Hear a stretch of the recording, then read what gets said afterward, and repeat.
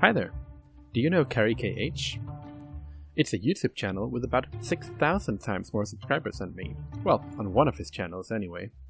He recently made a tool to automatically generate lip-synced animation for his avatar. It uses a program called Gentle to analyze the sound recording and transcript of a video to produce a timetable of when every word and phoneme was said. Well, I was really intrigued by this concept, and looking at my beautiful new animated avatar, you can probably guess where this is going. I really don't like animating by hand, and I find animating inside of video editing software to be really tedious.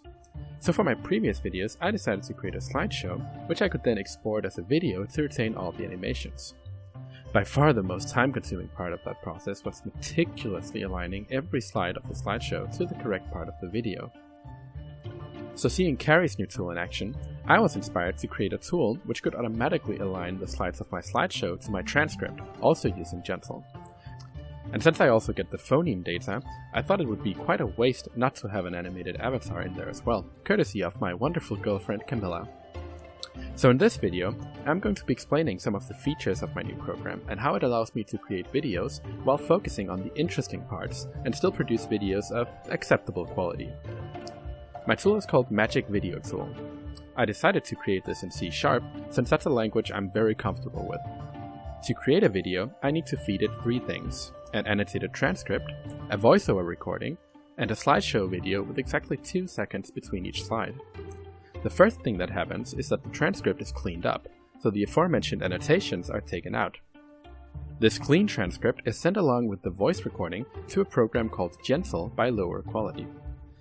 Gentle listens to the recording while reading the script, and then gives me a timetable of when each word was said, along with when each individual phoneme was said. Then we need to create the frames for the video. This is where the annotations come in. In the annotated transcript, I'm able to provide tags to tell the program to do certain things with the video at certain times.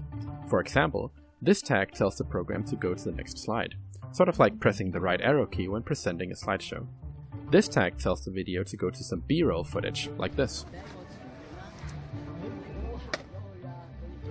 And this tag changes the mood of my character. Grr, now I'm angry.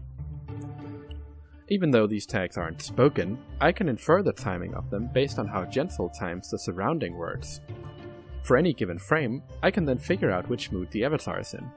Based on the data from Gentle, I can also figure out which phoneme is being spoken. I took a page out of Cary's book and created 6 basic mouth shapes as well as in-between frames for any pair of them. I use a program called FFmpeg to take videos for the slideshow and B-roll and extract every single frame as individual pictures. I then use a .NET library called image processing to put together everything into a new frame. The slideshow or B-roll is put on the bottom. Then the mouthless avatar is put on top. Finally, the mouth is added, with the position and rotation inferred from a single specially colored pixel on the avatar's head.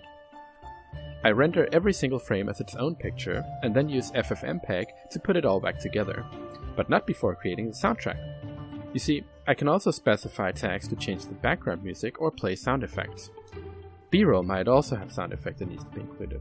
For this, I use a program called Sox, which can trim, fade, pad, and merge audio into the final soundtrack for the video. I think that's all I wanted to cover for this tool. So, if everything goes well, this video will have been produced entirely without opening any kind of video editing software. There are tons of other topics I'm interested in talking about, and this might just be what it takes to pull me away from playing Animal Crossing once in a while. See you in the next video.